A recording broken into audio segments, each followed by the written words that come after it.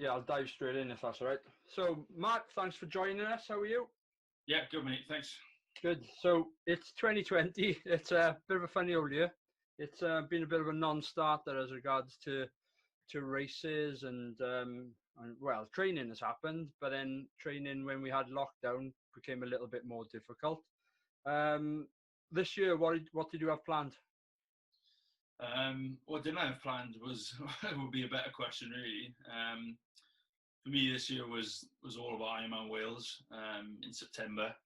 And I'd signed up for a few events to get as ready as possible as I can for it.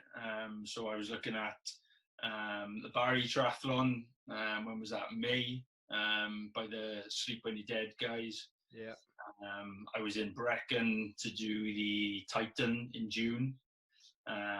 Good tough course to help prepare the legs and things. My other half actually signed me up for Leeds Olympic Triathlon as well, which is part of the WTS series. Yeah, the weekend is a cracking event up there. Yeah, I've never been. Never been to see a pro race, so that was on the bucket list really. And then to get a space on the Saturday the day before as well. To race on the same course as the pros, the Brownlee boys and things was. What time of year is that? And that was June as well. Yeah, so that would be the beginning of June. Middle of June would be Titan. I was in for long course as well. I was up for doing full, just to see how that goes, and then into Wales. So busy year. Did you sign up for full long course, or did you sign them up for full but individually? If that makes any sense. So I've got the 4 medals. So I signed up for the full but individually this time. You save so much money by doing that, didn't you? Ironman's getting more and more expensive every year, but the price of some of these events is just astronomical. So if you can save a few quid here or there. Yeah. Well, I remember long course weekend. It used to be something like 40 or 45 pound an event. Yeah. So you could do all 3 events for 130 or whatever it was, right? And now it's and then actually, sorry, it was £10 more if you wanted that extra medal. Okay. To put it all together. But now it's like over 200 odd quid, isn't it? 250. Yeah, quid? something like that. I think I had the 3 individually for still over 150 quid. I think probably wasn't far short of 200 quid. So it's not a cheap sport, is it? No. Gotta be done. So I think I said to you before we came online, like, I want to try and get a little bit about why you got into triathlon before we go into the main topic. So yeah, and I know some of these answers, but the listeners won't. So when did it all start for you? Because I know you come from a football and a rugby background, similar to me. So when did the triathlon journey start for you? I forget what year it was now. Maybe like 2015, 2016, something like that. I think 2016 was probably my first. Well, that was my first. Yeah, 2015. So first Ironman was 2016. But I've done a couple of events in 2015. But yeah, like a lot of people, came from a rugby background, brought up in South Wales, had problems with injuries, fed up with feeling like crap on a Monday morning from getting beat up all weekend. Yeah. And I was looking for something else really, something to get my teeth stuck into, something to stay fit for. But I'm a social beast. I needed something that would allow me to. I'm an extrovert. I need to be around people, and that's where I get my energy. So I started cycling first off.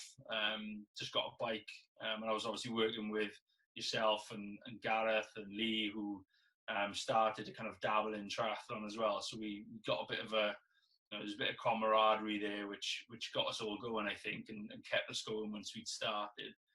And then as soon as I kind of got the bug, as they say, the rest was history. So I was new to triathlon. I went down to watch Ironman Wales, and within 10 minutes of arriving at North Beach, I wanted a piece of it, and the rest. So did you go down in 2015 to watch the first one for you? Yeah.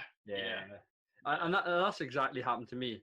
I went down in 2011 for the first one in South Wales, in Tenby, and I was hooked. It took me 2 years to get the courage to sign up for then to do 2014, and and I did 2016 with you, and I remember training with you, and that enthusiasm you get from those people around you, and just either by watching them race or watching them train is brilliant. I love it. It's what makes all the difference. Yeah, it does. It does. It can be a lonely old sport, so you need to get people around you. Yeah, it is, right. And I remember I've been there. You're training for whatever event, and it can be a low. It doesn't have to be an Ironman distance. It can be a sprint, or it can be Olympic distance. It can be lonely, and some people enjoy that element of it. But for me, and I know for you as well, being part of a club or being part of a collective of people who go out and train together and we're able to push each other, that's what I love about it. There's nothing better than having a bit of a competition against each other, whether it be climbing up a mountain on a bike or whether it be pushing each other on hill reps or interval training or something along those lines. It's brilliant, absolutely brilliant. Yeah. So did you sign up for Ironman before you had done a triathlon? No, so 2015 I completed Cardiff Triathlon in the June, I think it was then. We did I did Gower then in September, so I was still at Olympic distance. We got 2 Olympics in, and then I went to watch Wales 2 weeks after, and that was it. That's good, because there's a number of people out there who stupidly sign up for Ironman without doing a race beforehand. Yeah, you're one of them. Yeah, I know. I got a couple of friends who are the same. One of my friends signed up for Ironman. He couldn't swim. Yeah. But that was the motivation he needed to learn to swim as an adult, which. Gareth, who we used to work with, he'll know this guy as well. But we, when I first went down 2011 to watch Temby, I went down to watch a mate from the running club, and that guy, he couldn't swim, and he learned to swim. It took him a year. He got on the course. He started the swim, and unfortunately, he got cut off time-wise.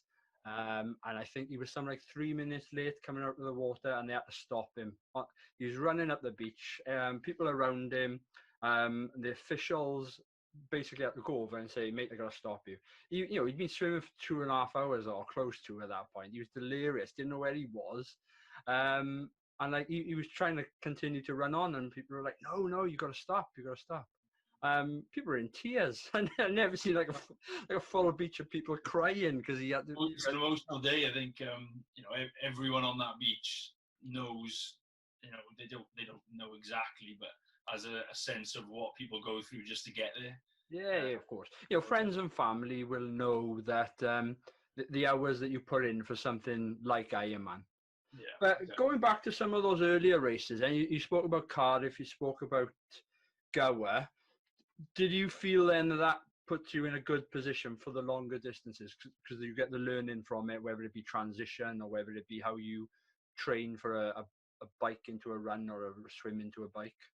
Yeah, I think it's just my personality type a little bit. I'm a bit of an all or nothing kind of guy. So as soon as I'd started dabbling in shorter course stuff, the longer stuff was really, it didn't scare me. I respected it, but I was confident enough that, with a year really preparation, I could tackle it. And I've always had a good engine, played in the middle of the park in football, played 12, 10, 9 in rugby. So I was pretty confident I could get around the place. So it was just a case of, learning the ropes and increasing my understanding of triathlon. And you helped with that.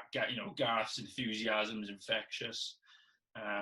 Back in our days when we used to work together. So that the timing was right, really. So that's what led into it. And like I said earlier, I love that enthusiasm you get off other people, but also when you then introduce people to the sport and you just see the buzz that they get, especially if they complete their first race or even if it's completing a first bike ride. And a lot of the people that I train with, they don't come from a cycling background. A lot of them, like ourselves, would come from a football and rugby background. So running isn't alien to them, but again, they don't have that discipline of trying to stick to a pace which gets them to an end of race. They're either 100 miles an hour, and I was definitely like this, 100 miles an hour, and then you're blowing up after a set period of time rather than going the full distance.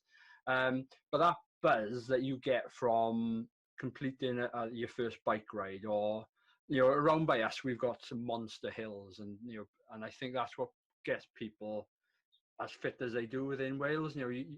Wherever you go from where we live, you can't go far without going up a hill, and it's not a hill; it's a bloody mountain. And take Ricos, for example, or the Bulk. They're well known around our area, but that first time you climb it, and you get to the top, and a couple of them have got some sort of false summits. You get there and you think, oh, brilliant. And you look around the corner and there's a bloody another X amount of feet to climb. But yeah, I love it. That buzz is absolutely brilliant. And it's hard to explain to someone who hasn't done the sport or hasn't done cycling before that feeling. It is difficult to explain, and the racing is just the icing on the cake, really, isn't it? If you've got an active lifestyle and you're out swimming, biking, running, and you're socializing with people, you're just going to get that buzz day in, day out, and it gets you out of bed every morning. So and you are right that buzz of training, and like I run around by me, or I cycle around by me, or I could be 50 miles from home on the bike and I'll see someone that I know from the world of triathlon climbing a mountain or descending a hill or what have you, or I'm running down a trail near my house and you run past someone who and you're like, Jesus Christ, I try and get away sometimes from you guys and you just get followed. But yeah, you're 100% right. That buzz that you get from training, but also the race day is special, but I probably get as much buzz from training as I do from race day, simply because race day is the icing on the cake. If you've put the work in and you've got to that point where you're fit enough to actually do a race, and it doesn't matter what distance, it could be sprint all the way up to Ironman, to even ultra Ironman. If you've put the training in, that feeling of how fit you are is brilliant, and I get such a buzz off that. And at the moment, I don't have it because I'm not training as much as I used to because of 2 kids. But it's phenomenal, absolutely phenomenal. Yeah, totally agree. Couldn't agree more. So looking forward, then, well, not looking forward, looking slightly back to the beginning of this year, and COVID-19 pandemic hit us. It just didn't hit us; it hit the whole bloody world. Yeah. I'm assuming you would have been training throughout the winter. How did your training go? Yeah, so my prep this year has been spot on, really. I had a good winter. I enjoy hitting the gym and CrossFit and things, and I've got a couple of friends with S&C background, so I had a really good winter. Swim times were tumbling. I was lifting a lot of weight off the floor and generally just taking over with the biking and running and getting a good base in. Turn of the year, then people start to kind of focus a bit more on triathlon specific stuff, which I started to do. Got through the kind of end of winter really in really good shape. I was really looking forward to kind of getting a 8-week block in, I suppose, the lead up to Barry Triathlon in May. But then, of course, just as we were all starting to get, tri-specific, if you like, coronavirus hit. So I suppose we've all been in limbo since. There's been a lot of uncertainty. So it's been difficult to train because you didn't know whether you were training for something, to be honest. Yeah, but I was going to get to that point. I suppose some of the issues are around motivation. The pools are closed. Within where we live. Yes, you can get out on the bike and the run, but if you go by the letter of the law, technically in the first few weeks, you weren't able to go far. So the bike is non-existent. So were you able to get out on the bike, or were you doing anything in the house? Yeah, well, I've got, I'm lucky enough, I've managed to get a watt bike in.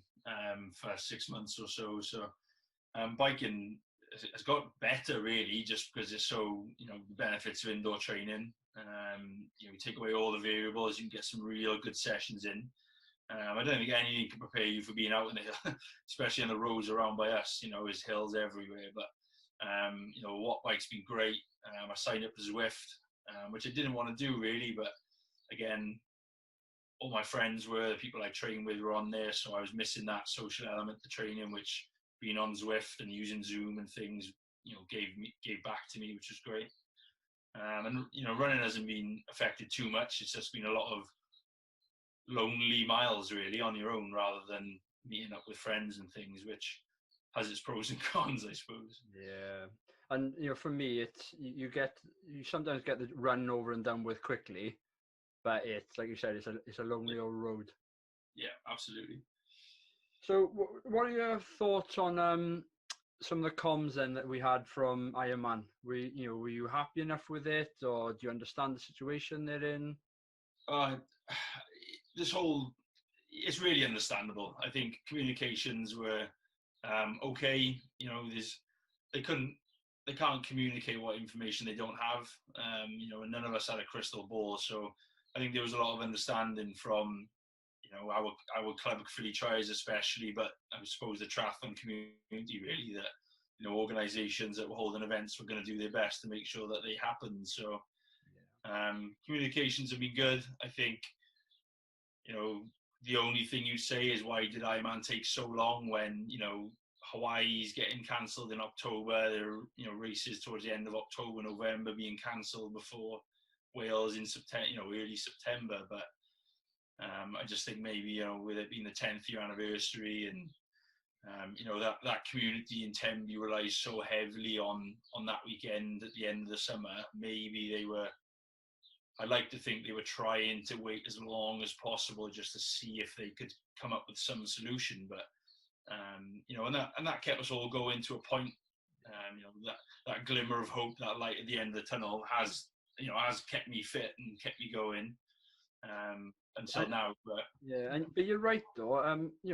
What triathlon has done to sort of Pembrokeshire and to South Wales anyway, but definitely Pembrokeshire, is brought a new industry in.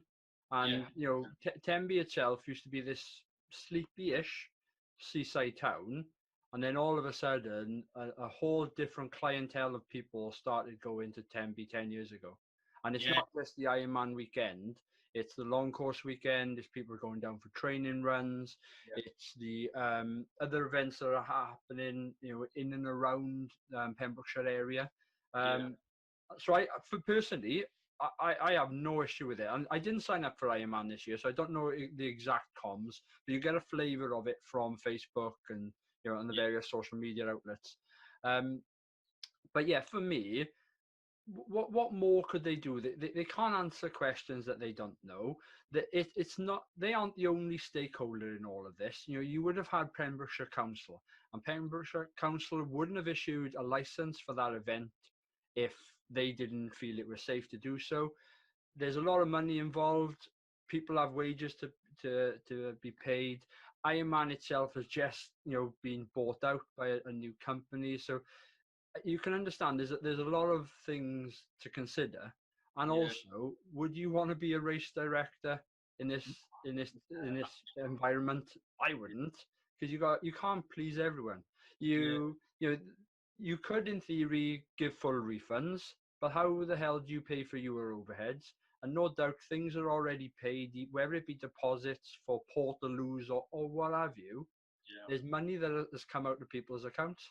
And Ironman could be the biggest brand in the world, or they're the biggest brand within triathlon, but it doesn't mean that they got all the money in the world to just cover these costs.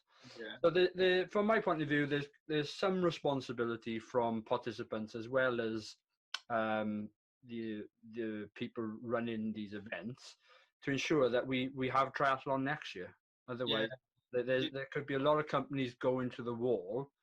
Probably not so much Ironman, definitely the smaller events. Yeah. But, you're damned if you do, damned if you don't. Yeah, I think the key thing to remember is that those who hadn't already deferred because of injury or coronavirus and things like that, the people are still on that start list wanted to race. So if you were still on that list, give the organization as much time as you can to help, give them time to make it happen. Yeah. I think the only, the real frustration I see now it has been cancelled is that, these local events have been able to be really flexible with people, and they seem to be a little bit more understanding, whereas, I wasn't planning on doing Ironman Wales next year, to be honest with you. Honeymoon was delayed, so that's next year. It's my wife's 30th next year, so we had other plans. Yeah. But and I contacted Ironman to say, look, Ironman Wales isn't happening. What other options do I have? And it was pretty much you either race in 2020, you either move to a race in 2020, or all we can offer you is a 25% refund. And you're never going to take that. I was hoping that there would be a little bit more flexibility with the terms and conditions. Say, right, the T's and C's say you need to race in 2020, but how about an early race in 21? Lanzarote, Dubai, something like that.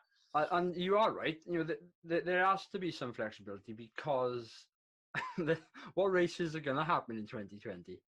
No, well, I took one look at the race calendar, and options that are affordable, and within Europe, you were looking at 2 in Spain that are just in as bad a situation as us.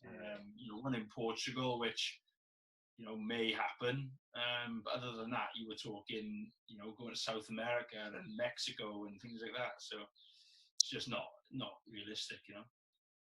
Yeah, like I said, it's a funny old year, and I wouldn't want to be a race director in this, but at the same time, the whole industry needs to look after customers, organizers, and what have you. But hey ho. So this would have been your 3rd Ironman. Yeah.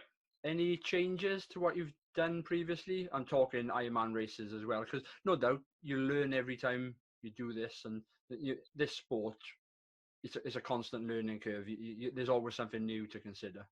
Yeah, absolutely. I think my racing style, strategy, training has changed dramatically over the last few years. Started off like many did, using a Dom Fink book to get some foundation of understanding and some framework to train to, which it got me to a 12:26 finish year 1. Then that got down to kind of 11:49. So I was seeing progress, and the plan this year was to go into a little bit more detail really, and get a more specific coach. We've got some good locally run organisations in the South Wales area that offer good flexible plans for people. You got Endura Prep, Ironman Performance, Whittle Fit, things like that. So the plan was to spend a little bit more money this year and try and attack that 11-hour mark as hard as possible, really. But apart from that, I tend to keep training pretty simple, to be honest. 3 hard sessions a week, 1 hard swim, 1 hard bike, 1 hard run, 3 long ones, and some weights and kind of yoga-based stuff in between, really. And I think triathlon can become really complicated if you overcomplicate it. Yeah, well, it's one of the mantras on the channel here. It's triathlon made simple, and that the danger is that as a sport we make it inaccessible to other people because we complicate it too much.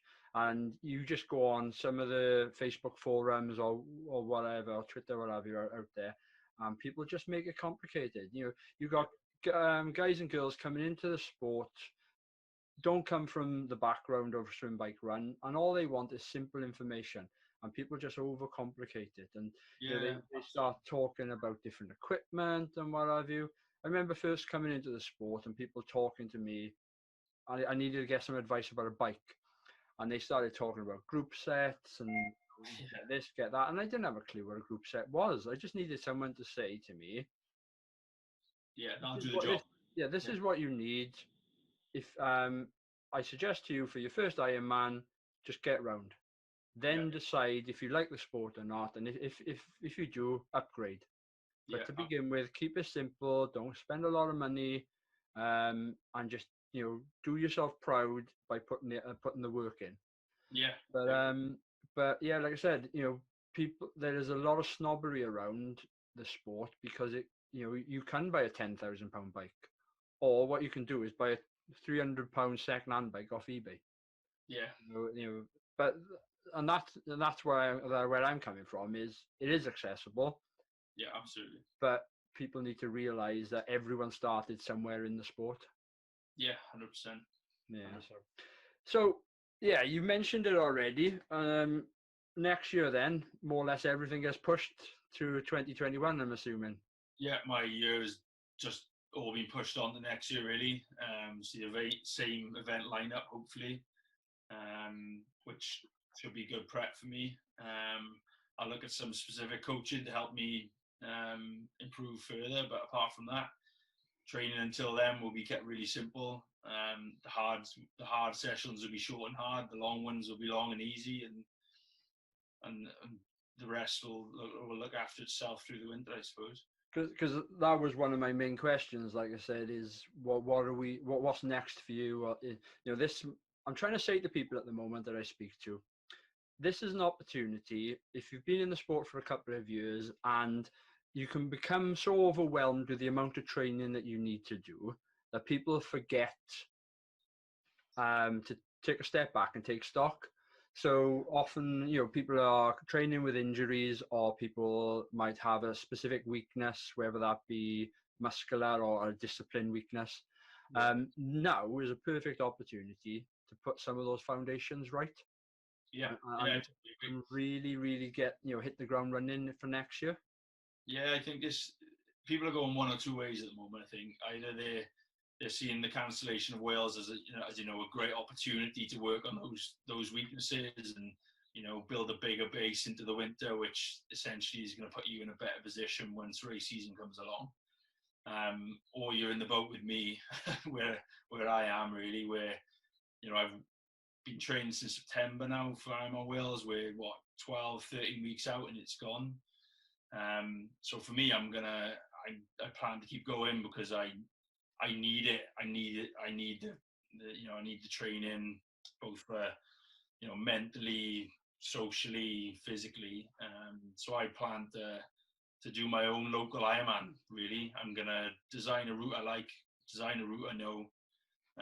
Keep training, but just take all the pressure of an event out of it, and just get the distance in. Cool. The end of August, early September. Just I need to cash in on what I've developed, And it's having a bit of focus, isn't it? Yeah, exactly. I can understand why people are so disheartened and now losing motivation and think, sod it, I'll just pick this up in winter. And if it was me, and you probably remember this about me, like I'm a bugger. I can't do winter cycling. I'm really bad at it. Yeah. So I then don't get on the bike until spring, and by which point I'm already playing catch up. Yeah. So for me, that's one of my goals this year is keep get cycling, get through the winter, and then into 2021, hopefully have a strong year. Because I know if I get my bike right, my run falls into place. But if I'm weak or tired coming off the bike, then I haven't got a chance in my bike. We know Wales. It's all about the bike. If you can get a good base in over the winter, it's a tough enough course, isn't it? Without having to run 4 laps of 6 miles, of which 3 are uphill, on tired legs. And you're gonna have tired legs anyway, but to have shot legs is something else. Yeah, exactly. Anyway, Matt, we'll call it there. Thanks for your insight into that. It's much appreciated. It's like I said, it's a funny old time we're in at the moment. So keep your head up, keep strong, and we'll hopefully have you on in the future as well. Yeah, no problem at all. Thanks, Harry. Cheers, buddy. Cheers, Anne. Thanks.